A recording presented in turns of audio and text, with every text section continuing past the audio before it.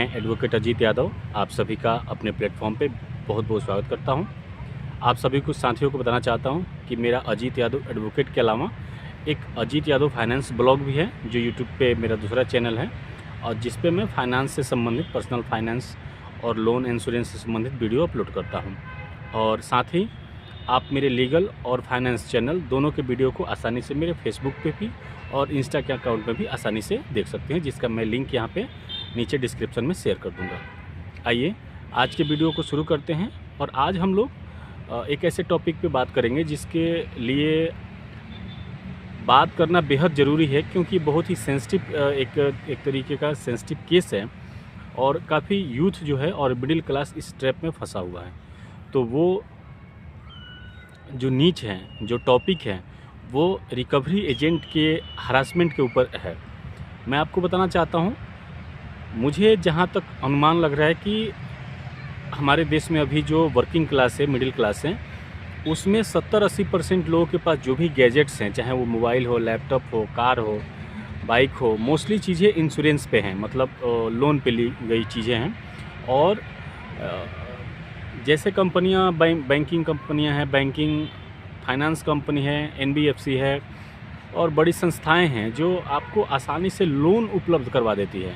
आप किसी भी चीज़ के लिए लोन लेने जा रहे हैं तो 5% 10% पेमेंट करने के बाद आपको कोई भी चीज़ आप आसानी से, कार हो, बाइक हो, मोबाइल गैजेट्स हो, लैपटॉप हो, कुछ भी हो, आप आसानी से ले रहे हैं। लेकिन जितना आसान इस चीज़ को, लोन को बोरो करना है, उतना आसान इसको पे करना नहीं है।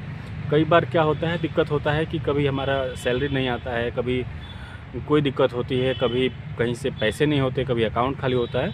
तो एक तो वो चार्ज, ओवर ड्यू का चार्ज लगा देते हैं। उसके अलावा जैसे कई कंपनियां हैं, अगर आपने उस कंपनी से लोन लिया हुआ है तो उसके रिकवरी एजेंट आपका एक ईएमआई आप समय से नहीं जमा कर पाए, 1 या 2, तो वो आपका नंबर जो होता है वो एक रिकवरी एजेंट के पास चला जाता है। जिस भी कंपनी से आप लोन ले रहे हैं, उस सब कंपनी, जितनी एनबीएफसी कंपनीज है, फाइनेंशियल कंपनीज है, बैंकिंग कंपनी है, इंश्योरेंस कंपनी है, सब ने, सारी कंपनियां रिकवरी एजेंट रखती हैं। और रिकवरी एजेंट का काम है, आप वो कंपनी ने जिस को लोन दिया हुआ है और वहाँ से पैसे टाइम से नहीं आ रहे हैं, तो रिकवरी एजेंट का यही काम है कि वो उससे पैसे वसूल के लिए आए। और अभी का जो मॉडर्न टाइम है, इसमें इंश्योरेंस कंपनी हो, बैंकिंग कंपनी हो, नॉन बैंकिंग कंपनी हो, एनबीएफसी हो, इन्होंने अपने रिकवरी एजेंट को फुल छूट दे रखा है कि आप चाहें कस्टमर को मारो, पीटो, धमकाओ, उठा के ले आओ, इंसल्ट करो, पब्लिकली उसको हरास करो। तो इतनी चीज़ें हो गई है कि जो रिकवरी एजेंट हैं, उनसे डर के लोग मतलब बहुत ही घातक कदम भी उठा रहे हैं, क्योंकि रिकवरी एजेंट का एक टारगेट होता है और एक उनका सेट पैटर्न है। आपको पहले वो कॉल करेंगे, कभी पुलिस की धमकी देंगे, कभी आपको जबरन उठाने की धमकी देंगे, कभी और तरीके की आपको धमकी दी जाती है और इतना परेशान आपको टॉर्चर करते हैं। उसके बाद से वो आपके रिलेटिव्स, आपके फ्रेंड्स और आपके नोन लोगों को कॉल कर के और फिर वहाँ पे वो आपको धमकाते हैं, आपको इंसल्ट करते हैं और सोशल प्रेशराइज करते हैं, ताकि आप कंपनी, जो भी आप जिस भी फाइनेंस कंपनी से आपने लोन लिया है, उस लोन को आप टाइम से पे कर दो। और ये मेंटल प्रेशर इतना ज़्यादा हो गया है कि लोग मतलब सुसाइड करने के लिए भी अब बाध्य हो जाते हैं। तो उसके रिगार्डिंग हमारे देश में, जैसे सबको पता है कि हमारे देश में बैंकिंग से, इंश्योरेंस से और लोन से संबंधित जो भी कायदे कानून होते हैं, वो रिजर्व बैंक ऑफ इंडिया के हाथ में होता है, वो रूल्स बनाते हैं इसके लिए। तो अभी आरबीआई का बहुत सारा गाइडलाइंस आया हुआ है रिकवरी एजेंट को लेके, कि रिकवरी एजेंट मतलब आपको हरास नहीं कर सकते, आपको ज़बरदस्ती परेशान नहीं कर सकते। और मैं पर्सनली आप सभी से रिक्वेस्ट करूंगा कि देखिए, रिकवरी एजेंट से संबंधित कई सारे लॉ हैं जो मैं आपको नेक्स्ट वीडियो में आपको बताऊंगा कि रिकवरी एजेंट से बचने के लिए आपको उनसे डरना नहीं है। रिकवरी एजेंट आपको डायरेक्टली कुछ नहीं कर सकता। वो फ़ोन से चाहे जो भी धमकी दे, चाहे आपको इंसल्ट करे, तो वो चीज़, उसमें क्या होता है, आपको मेंटली अपना जो स्टेमिना है उसको मजबूत रखना है, आपको किसी से डरना नहीं है।